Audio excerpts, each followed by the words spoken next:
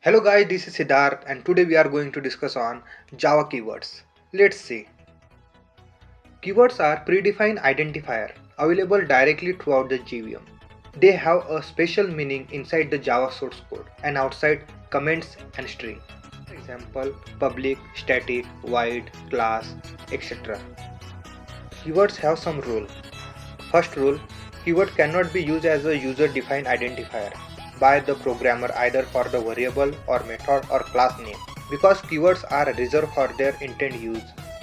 All character in keyword must be used in lowercase because identifier is case sensitive. Now on the screen you can see one example, class. Class is not a keyword, its first character is uppercase. Next point is need of keywords. Basically, keywords are used to communicate with compiler and JVM about the operation we are performing in Java application. In Java, we perform 10 different type of operation using keyword. Let's see. First, creating Java files. Class interface enum.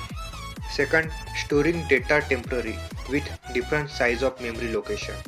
Byte, short, long, int, float, double, character, boolean, void. Third is creating memory location, static and new keyword.